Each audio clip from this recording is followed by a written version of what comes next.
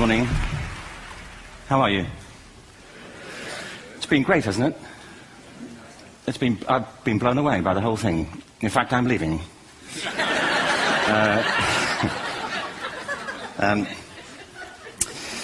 There have been three themes, haven't there, running through the conference, which are relevant to what I want to talk about. One is the extraordinary evidence of human creativity in all of the presentations that we've had and in all the people here.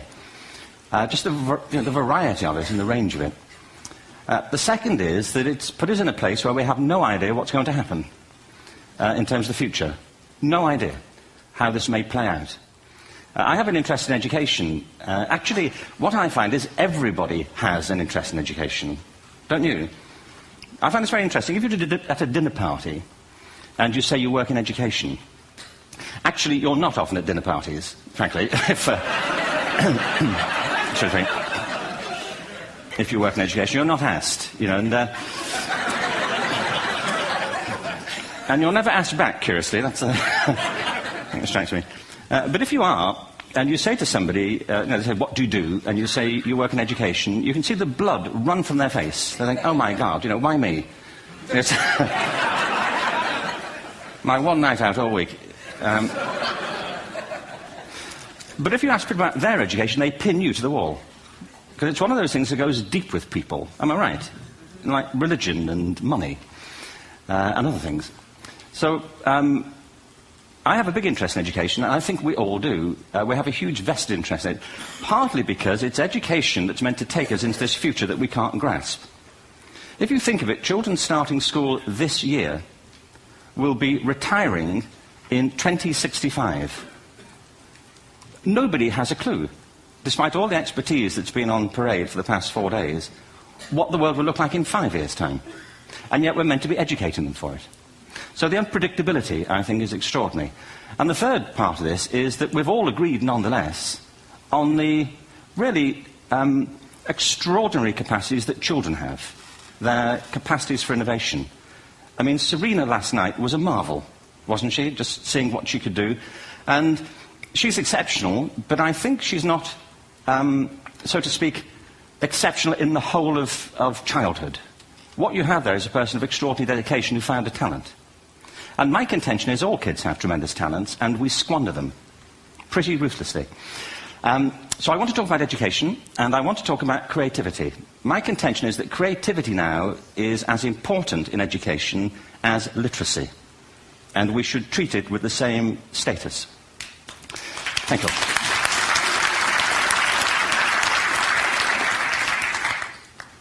That was it, by the way. Thank you very much. So, 15 minutes left. Well, I was born... No, I had a great story recently, I love telling it, of a little girl who was in a drawing lesson. She was 6, and she was at the back drawing, and the teacher said this little girl hardly ever paid attention. And in this drawing lesson, she did. And the teacher was fascinated. She went over to her and she said, "What are you drawing?" And the girl said, "I'm drawing a picture of God." And the teacher said, "But nobody knows what God looks like." And the girl said, "They will in a minute."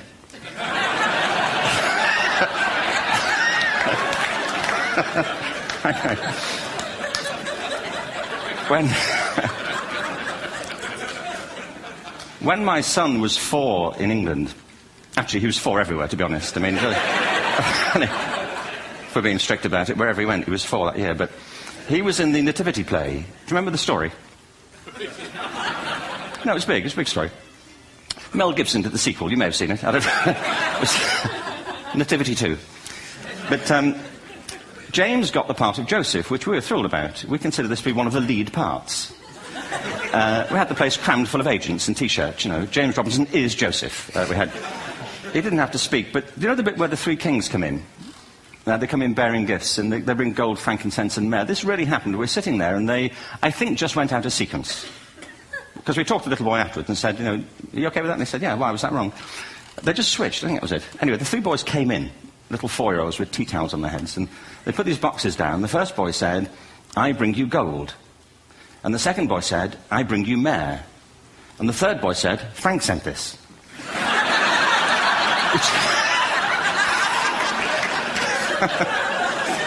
That's great.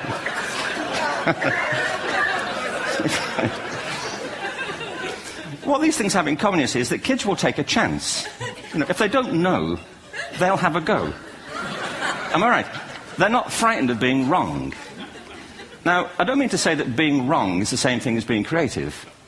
What we do know is, if you're not prepared to be wrong, you will never come up with anything original. If you're not prepared to be wrong. And by the time they get to be adults, most kids have lost that capacity. They have become frightened of being wrong. And we run our companies this, by the way. We stigmatize mistakes. And we're now running national education systems where mistakes are the worst thing you can make. And the result is that we are educating people out of their creative capacities. Picasso once said this. He said that all children are born artists. The problem is to remain an artist as we grow up. I believe this passionately, that we don't grow into creativity, we grow out of it.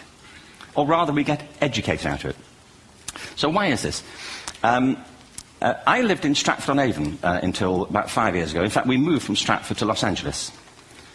So you can imagine what a seamless transition, this was from LA. Actually, we lived in a place called Snitterfield, just outside Stratford, which is where Shakespeare's father was born. Are you struck by a new thought? I was. You don't think of Shakespeare having a father, do you? Do you? Because you don't think of Shakespeare being a child. Do you? Shakespeare being 7. I never thought of it.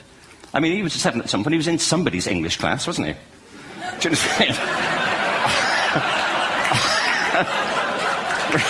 Really? How annoying would that be?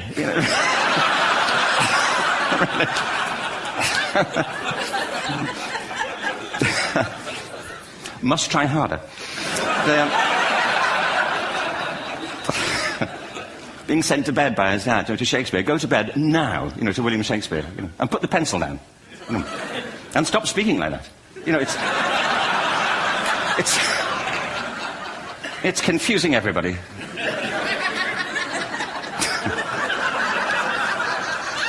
Anyway, we moved from Stratford to Los Angeles, and I just want to say a word about the transition. Actually, my son didn't want to come. I've got 2 kids. He's 21 now, and my daughter's 16. He didn't want to come to Los Angeles. He loved it, but he had a girlfriend in England. This was the love of his life, Sarah. He'd known her for a month. Mind you, they'd had their 4th anniversary by then, because it's a long time when you're 16. Anyway, he was really upset on the plane. He said, "I'll never find another girl like Sarah." And we were rather pleased about that, frankly, because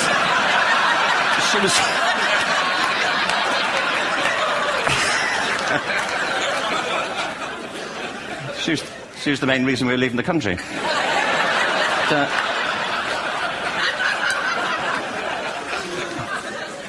But something strikes you when you move to America and when you travel around the world. Every education system on Earth has the same hierarchy of subjects.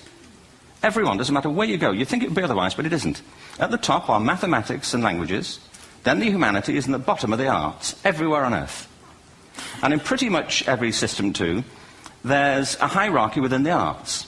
Art and music are normally given a higher status in schools than drama and dance.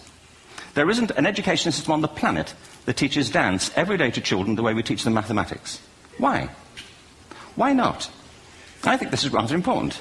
I think maths is very important, but so is dance. Children dance all the time if they're allowed to. We all do. We all have bodies, don't we?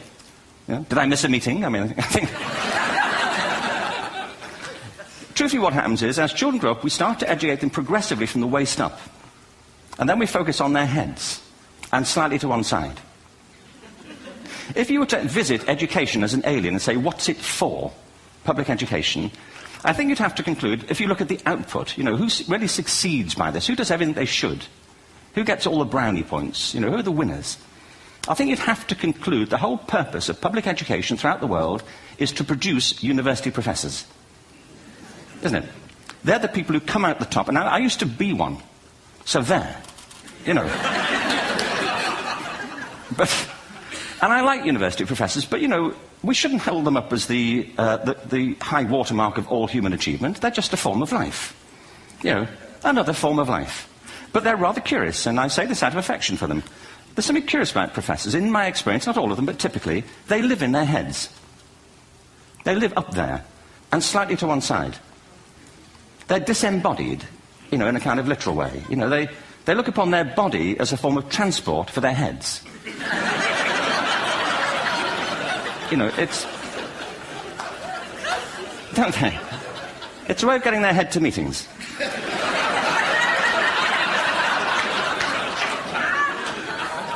If you want real evidence of out-of-body experiences, by the way, get yourself along to a residential conference for senior academics and pop into the discotheque on the final night.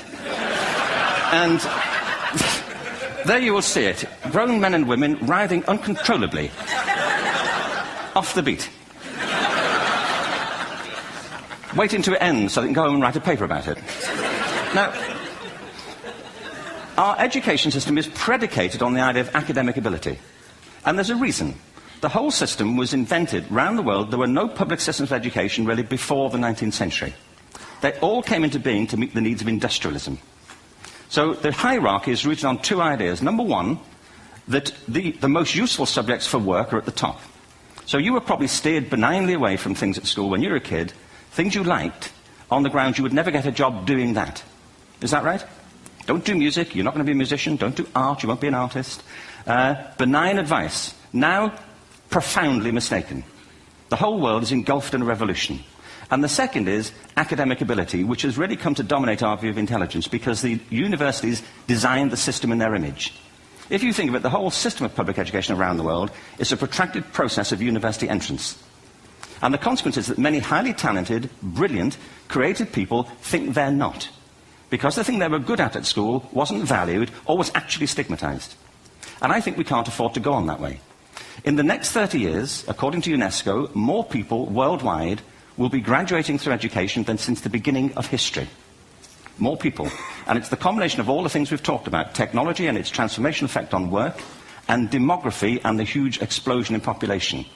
Suddenly, degrees aren't worth anything. Isn't that true? When I was a student, if you had a degree, you had a job. If you didn't have a job, it's because you didn't want one. And I didn't want one, frankly, so... but now, kids with degrees are often heading home to carry on playing video games. Because you need an MA, where the previous job required a BA, and now you need a PhD for the other. It's a process of academic inflation, and it indicates the whole structure of education is shifting beneath our feet. We need to radically rethink our view of intelligence. We know three things about intelligence. One, it's diverse. We think about the world in all the ways that we experience it. We think visually, we think in sound, we think kinesthetically, we think in abstract terms, we think in movement. Secondly, intelligence is dynamic.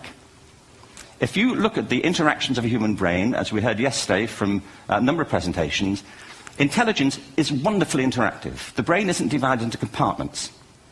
In fact, creativity, which I define as the process of having original ideas that have value, more often than not, comes about through the interaction of different disciplinary ways of seeing things. The brain is intentionally... By the way, there's a shaft of nerves that joins the two halves of the brain called the corpus callosum. It's thicker in women.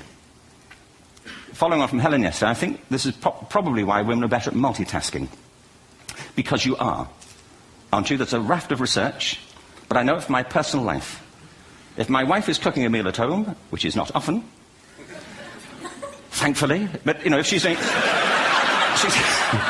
No, she's good at some things. But if she's cooking, she's dealing with people on the phone, she's talking to the kids, she's painting the ceiling, she's doing open-heart surgery over here.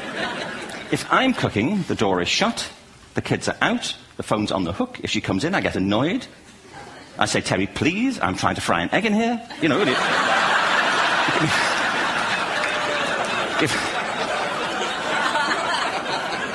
Give me a break.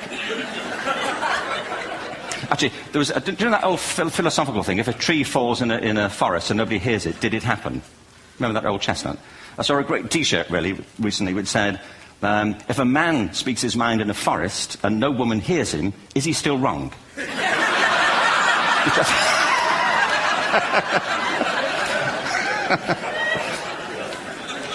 And the third thing about intelligence is it's distinct. I'm doing a new book at the moment called Epiphany, which is based on a series of interviews with people about how they discovered their talent. I'm fascinated by how people got to be there. It's really prompted by a conversation I had with a wonderful woman who most people have never heard of. She's called Gillian Lynn. Have you heard of her? Some have. She's a choreographer, and everybody knows her work. She did Cats. and Phantom of the Opera. She's wonderful. I used to be on the board of the Royal Ballet in England, as you can see. And anyway, Julie and I had lunch one day. I said, how'd you get to be a dancer? And she said it was interesting. When she was at school, she was really hopeless. And the school in the 30s wrote to her parents and said, we think Gillian has a learning disorder. She couldn't concentrate, she was fidgeting. I think now they'd say she had ADHD. Wouldn't you? But this was the 1930s, and ADHD hadn't been invented, at this point, so it wasn't an available condition. People weren't aware they could have that. Anyway, she went to see this specialist. So this oak-panelled room, and she was there with her mother, and she was led and sat on this chair at the end, and she sat on her hands for 20 minutes while this man talked to her mother about all the problems Gillian was having at school. And at the end of it, because she was disturbing people, her homework was always late and so on, little kid of 8, in the end, the doctor went and sat next to Gillian and said, Gillian, I've listened to all these things that your mother's told me. I need to speak to her privately. So he said, wait here, we'll be back. We won't be very long. And they went and left her. But as they went out the room, he turned on the radio that was sitting on his desk. And when they got out the room, he said to her mother, just stand and watch her. And the minute they left the room, she said she was on her feet, moving to the music. And they watched for a few minutes, and he turned to her mother, and he said, Mrs. Lynn, Gillian isn't sick, she's a dancer. Take her to a dance school. I said, what happened? He said, she did. I can't tell you how wonderful it was. We walked in this room, and it was full of people like me. People who couldn't sit still. People who had to move to think. Who had to move to think. They did ballet, they did tap, they did jazz, they did modern, they did contemporary. She was eventually auditioned for the Royal Ballet School. She became a soloist. She had a wonderful career at the Royal Ballet. She eventually graduated from the Royal Ballet School, found her own company, the Gillian Dance Company, met Andrew Lloyd Webber. She's been responsible for some of the most successful musical theatre productions in history. She's given pleasure to millions, and she's a multi-millionaire. Somebody else might have put her on medication and told her to calm down. Now, I think...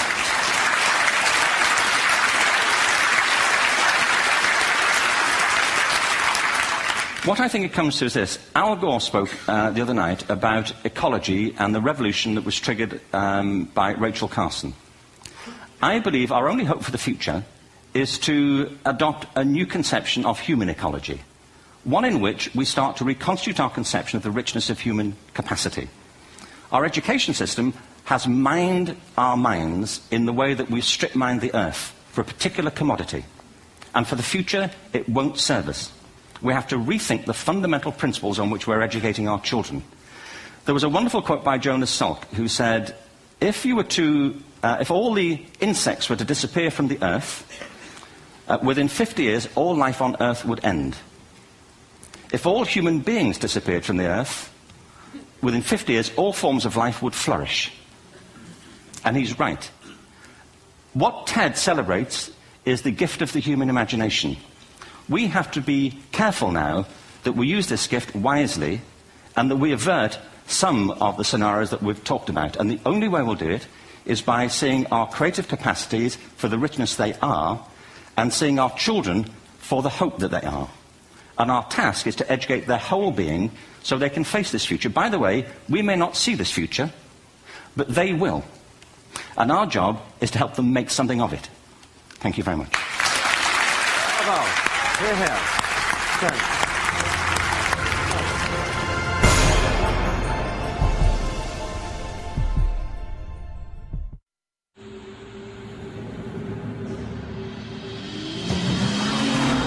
It's a sports car, yet a sedan. Powerful, yet fuel efficient. Modern, yet timeless. Introducing the new BMW 3 Series, our most advanced 3 yet.